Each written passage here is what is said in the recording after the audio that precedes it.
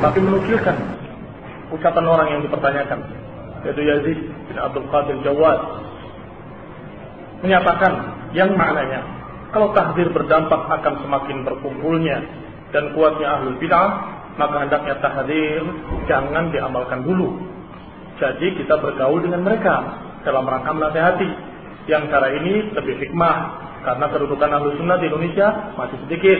Jadi tahdzir yang adil bagi ahlul bid'ah tidak akan menjadikan mereka sadar dan dusta. Bahwasanya tidak menjadikan mereka sadar. Justru berapa orang sudah terjadi padanya kesadaran karena dijauhi. Yang demikian tentunya kita harus tahu bahwa ucapan ini ucapan yang syubhat, ucapan yang memiliki penipuan. Karena kalimat yang pertama bahwasanya tahdzir berdampak akan semakin dan seterusnya, kalau tahdzir berdampak dia menasihati, dia hanya membahas satu sisi bahwa tahdzir itu supaya mereka sadar.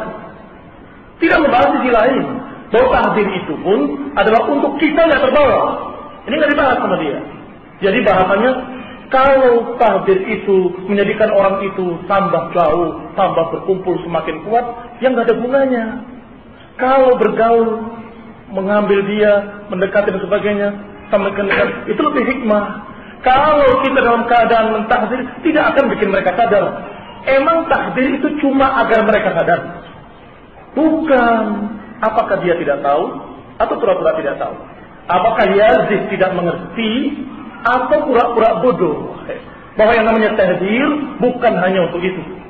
Tahdzir juga untuk menjaga pribadi kita yang lemah. Yang kata para ulama, inna syubha khattafah wal qulubu dha'ifah.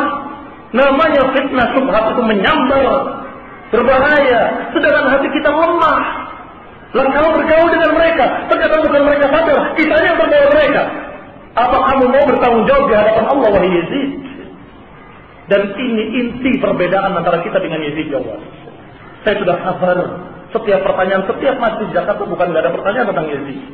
Selalu ada simpen. Ada simpen. Belum saya dapatkan apa yang bisa saya sampaikan, dan melihat masih banyak orang-orang yang polos, kasihan. Saya mau berbicaranya. Dan supaya tahu bahwa majelis ini sesungguhnya aslinya bukan untuk membicarakan mereka. Aslinya cuma karena terpaksa harus dijawab pertanyaan ini, karena ini membuat fitnah. Dia yang mengatakan bahwasanya di Indonesia tidak perlu ada tahdzir.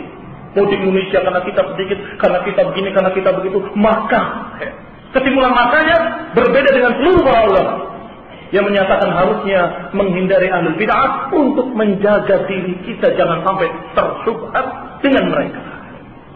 Kalau seorang mendengarkan ucapan Yazid seperti ini, belum tentu dia bisa menjawab. Mungkin dia mengatakan iya ya, lebih hikmah, kemudian terbawa. Siapa yang tanggung jawab?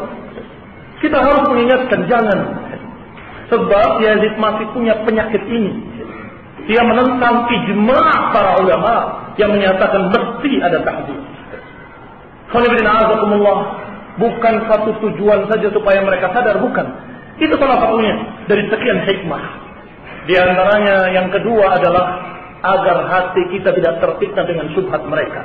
Karena dengan pergaulan bisa jadi kita akan mendengar syubhat-syubhatnya, yang kemudian hati kita akan berkata, iya ya, kelihatannya benar. Akhirnya ke bawah. Yang ketiga, kata para ulama, kalau pun kita tidak terbawa, bisa jadi hati kita sakit. Datang bergaul dengan satu orang, kemudian dia mencaci maki sahabat. Kita nggak bisa membantah. Atau mencaci maki ulama, kita nggak bisa membantah. Terbawa? Tidak. Alhamdulillah tidak terbawa. Bahkan yang ada jengkel. Tapi apa yang terjadi? Kata para ulama, paling sedikit hati kamu sakit. Rugi atau nggak rugi? Ya rugi. Jangan mau dirugikan oleh Yazid, disuruh bergaul dengan ahlul bid'ah. Jangan. Nah, jaga hatimu. Ya, ini jangan sampai terfitnah dengan mereka.